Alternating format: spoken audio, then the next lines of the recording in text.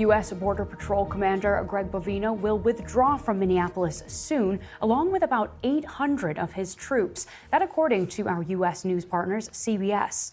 Well, Mr. Bovino has been widely criticized over his response to the fatal shooting of an intensive care nurse amid a growing backlash against the surge of federal agents in the city. On Monday, residents protested against federal immigration and customs forces for a third consecutive day. Now, earlier, the White House confirmed 3 separate probes into the killing of 37-year-old Alex Pretti, who was shot dead by federal agents on Saturday in Minneapolis. Investigators are reportedly reviewing body camera footage from the incident. U.S. border czar Tom Homan is traveling to Minneapolis this evening, expected to meet with the city's mayor. And earlier, White House Press Secretary Caroline Leavitt blamed Democrats for fueling civil unrest that she claimed led to the shooting. Well, our correspondent Tom Bateman starts us off tonight with this report from Minneapolis. Shut it down! Yeah! Shut it down! Protesters have vowed to stay on the streets until federal immigration agents leave. This is a standoff, a Democrat-run state in a battle of endurance with the Trump administration, forged amid the tragedy of a second American killed in 3 weeks in Minneapolis. We're here for each other. We're trying to keep our community members safe. Just devastating. What do you want the president, the administration, to do now? To leave us alone. After the shooting of Alex Pretti, the administration blamed city and state leaders for incitement, as it did after Renee Good was killed. But even some of Mr. Trump's base seem concerned at the rhetoric. The pictures of what happened here have shocked Americans, I think it's fair to say, of all political stripes. And there is a sense that that is being heard at the White House and the first signs of a shifting tone by the administration. After weeks of angry exchanges, Mr. Trump said he had now spoken to the Democrat governor of Minnesota, Tim Walz. Both Governor Walz and I want to make it better, he said. The White House is sticking to its line that hostile resistance by Democrat leaders is causing the tensions, but is sounding more conciliatory. Nobody in the White House, including President Trump, wants to see people getting hurt or killed in America's streets. This includes Renee Good, Alex Pretti, the brave men and women of federal law enforcement, and the many Americans who have been victimized at the hands of illegal alien criminals. Meanwhile, some senior Republicans appear ready to question the policies. President Trump closed the border, promised to get violent criminals out of our country, and I think everybody agrees with that. But now Americans are asking themselves, what is the end game? So what sparked the mounting controversy over ICE, the Immigration and Customs Enforcement Agency? It plays a key role in removing undocumented immigrants from the US and has been routinely used by both Republican and Democrat administrations. Mr. Trump boosted ICE numbers and sent agents to these areas, often deemed sanctuary cities, Democrat-run, which in some cases limit assistance to federal immigration authorities.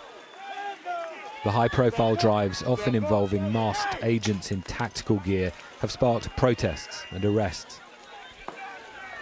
After the deaths of protesters, many will hope now marks a turning point in the clash between states and the administration. The White House is signaling a change of message, but so far its policy and its agents remain. Tom Bateman, BBC News, Minneapolis. Now, we do have some breaking news to bring you on this story that's just coming across the desk. According to U.S. media, Gregory Bovino has been removed from his role as the commander-at-large for the U.S. Border Patrol and will return to his former job in California, where he's expected to retire soon. Now, The Atlantic has reported those details on Monday, citing a Homeland Security official and 2 people with knowledge of the change. Let's go live now to our next guest. I'm very pleased to welcome Minnesota Republican State Representative Mike Weiner. Representative, it's good to speak with you again. First of all, I'd just like to get your reaction to this latest news about the departure of Greg Bovino. Well, thanks for having me on. Thanks for the opportunity to speak tonight. I hadn't heard that news. That's interesting. I was very excited, I guess, when I had heard that Governor Walz and President Trump had communicated. And this is something, I've been asking for some time. is that communication, that dialogue. Nobody wanted to see the violence in the state. Nobody wanted to see the protests. And that communication, I think, is going to go a long ways to calming the waters, and let's get back to life as normal here in Minnesota. And hopefully this is that first step.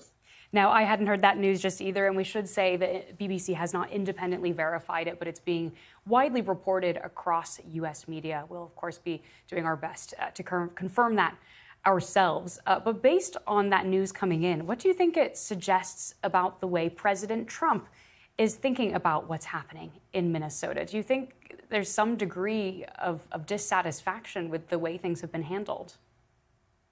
Well, I think anytime there are people, citizens in our state or our country who are in these situations where we've got the tragic loss of life, I don't think anybody wants to see that continue. And, you know, if that outreaching, and I'm not sure who initiated the phone call, if it was Governor Walz or Trump, but I think, like I said, that this is that first step, and I think that's very positive. So it gives me hope. And you know, the other thing that really we should be looking at is calming those waters, and now hopefully some of the protests and some of the people can go back to life as normal. Now, you and I spoke a couple of days ago, shortly after this happened, and I just wanted to come back to you on your call to calm the waters, which is something we've been hearing a lot of from both sides. We've now had other Republicans suggesting similar. Representative James Comer, for example, suggesting that if Minneapolis doesn't want ICE there, if it's going to put the lives of federal agents at risk, then perhaps I should just move on to other areas where it is welcomed by state leaders. And Trump actually praised the interview in which he made those comments. Do you see that as potentially an option for Minnesota? Well, those decisions are made far above my pay grade. But, you know, the situation here, we had for quite some time in our state a lot of violence. Carjackings were just astronomical, was through the roof. We don't want criminals on our street. We don't want bad actors. We don't want rapists, murders. And if the way to get them off the street was to work through ICE, that's what we really wanted the governor to do, was simply work with ICE to get the bad individuals out of our state.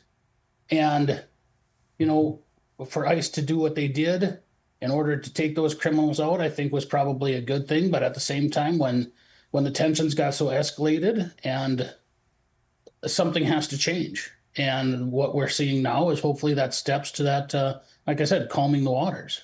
So a call for stronger law enforcement and also for these waters to be calmed.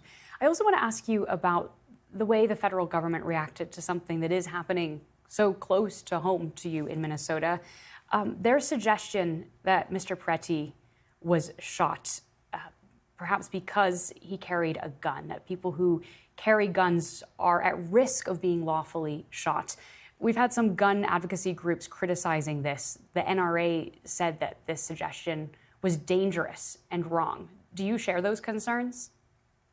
I think all too often when we have these situations, these tragic incidents, people are quick to make decisions to